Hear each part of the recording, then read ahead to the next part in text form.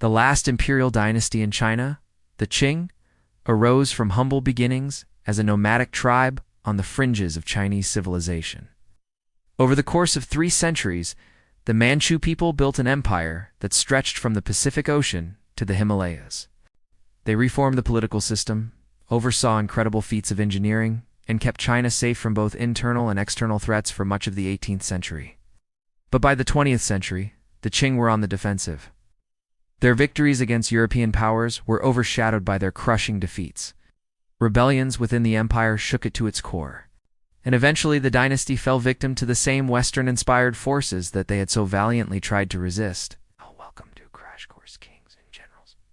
In this series, we explore the great dynasties of world history. Today we're off to East Asia to see how the Qing became China's last imperial line. Before the Qing, there was the Ming Dynasty, one of the wealthiest and most culturally vibrant periods in Chinese history. But as the 1600s dawned, the Ming were in sharp decline. A series of natural disasters, economic crises, and peasant rebellions pushed the once mighty empire to the brink.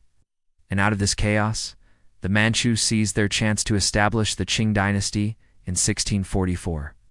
Originally a small nomadic tribe from the northeast, the Manchu were a Tungusic people who lived by hunting and gathering, but also had experience working in local Chinese communities. By the mid-1600s, they were a formidable force led by a warrior scholar named Narachi, who created a well-organized military state and laid the foundations for their new dynasty.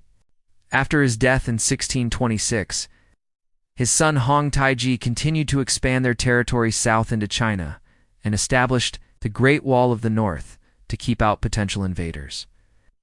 His successor Shunzi Emperor conquered Beijing in 1644 and made it the new capital of the Qing Dynasty.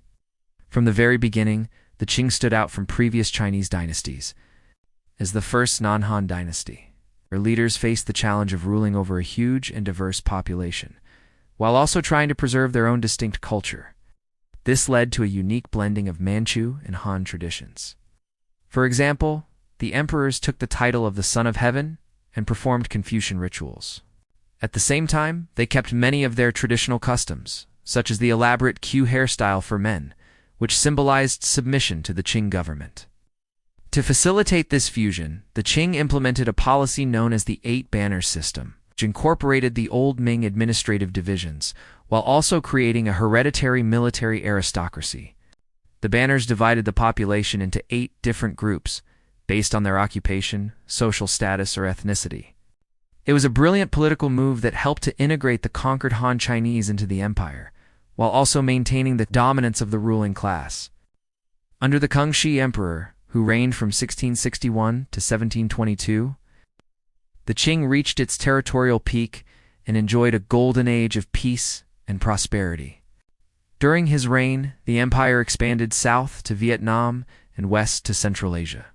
Trade flourished, especially with Russia and Europe. The Kangxi Emperor was a patron of the arts and sciences, and his court attracted some of the greatest Chinese scholars and artists. But as the 18th century wore on, the dynasty began to feel the effects of internal and external pressures. Starting in 1796, the Jia Qing Emperor attempted to curb the growing influence of the Chinese elite and reassert the authority of the Qing government.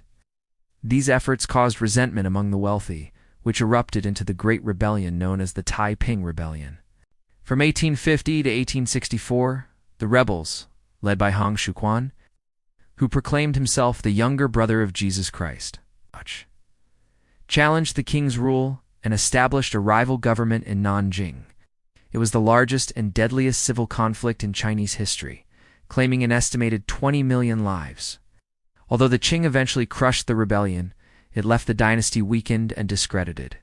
By the mid-19th century, China was being squeezed between 2 powerful Western spheres of influence. In the aftermath of the Opium Wars, the Qing had to pay huge indemnities to the British, ceded Hong Kong to them, and opened more ports to foreign trade. Despite these humiliations, the dynasty attempted to push back against Western imperialism. The Sino-Japanese War of 1894-95 ended in a humiliating defeat and resulted in the loss of Korea and Taiwan. In response, the Qing initiated a series of reforms known as the New Policies to modernize the military and streamline the government. But it was too little too late. The reforms alienated the conservative elements in the dynasty and failed to impress the revolutionaries who demanded full-scale modernization and democracy. In 1911, a group of revolutionaries led by Sun Yat-sen overthrew the Qing and ended 2,000 years of imperial rule in China. The following year, the last emperor, Pui, was forced to abdicate. Although the Qing were gone, their legacy lived on in the art, literature, and culture of modern China.